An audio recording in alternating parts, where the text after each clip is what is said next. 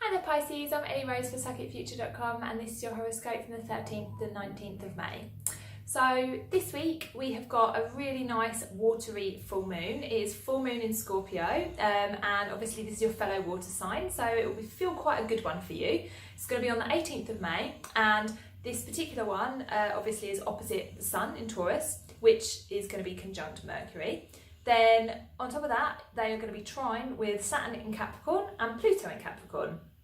On top of that, Mars is now in Cancer, so more water energy. So while this is not the most important element, the water influence here, because actually we've got 6 planets in Earth and 3 in water, there is a strong watery element for you, because essentially what this is about is it's about how you can manifest something, and it's how you can manifest something into the physical world. So for the other signs, I've been talking about manifesting money, and it's going to be the same for you. Like, how can you bring more money? How can you bring more stability, work, career, relationship stability, like anything that just makes you feel grounded? How can you manifest that into your life? But for you, because of this like water influence, there will be a heavy emphasis on how you can do that from a place of like compassion and creativity, while using your kind of like inner world to bring your outer world in alignment, essentially.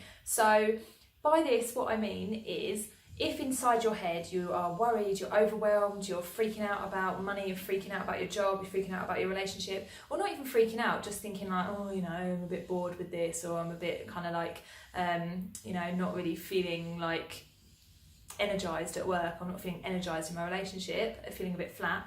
If that's what's going on inside your head, or, you know, in your heart as well, then that's going to reflect in the outer world. So the more you feel bored, the more you will see boring things. The more you feel overwhelmed and stressed, the more you will see overwhelming, stressful things. So what this full moon is a really, really good time for you to do this week is to figure out how to change the inner so that the outer will change in turn. So what you could do is you could do some meditation, you could do some yoga, you could do some drawing or some painting, you could get out into nature and do something, you know, hugging some trees, sitting in the grass, sitting in the sun, reading a book, just doing something that kind of settles your inner world.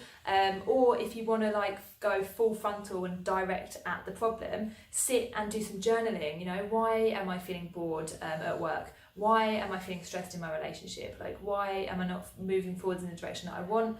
Why am I, you know, XYZ emotion, you know, negativity, whatever. Just sit and try and figure these things out, so that then you can go, oh, okay, I've worked it out now. You know, I'm feeling bored at work because I don't have enough responsibilities, and actually I would like to take on more projects. I'm feeling stressed in my relationship because we're working too much and we need to go on a date. Like any of this can kind of like come up for you, and then you can start to put that action into motion. Then this manifestation will happen, where the universe will say, okay, cool, you've worked out what you need, so I will deliver it now.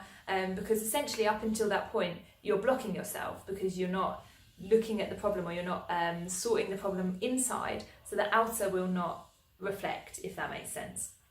So basically this week, use this full moon energy to either go direct and to try and look at the problem and to get it sorted in your head a little bit, so that then the outer can like reflect and start to sort out as well. Or just, you know, try and like bring any negativity down, or kind of like transform it into positivity by doing something creative, getting into nature that way.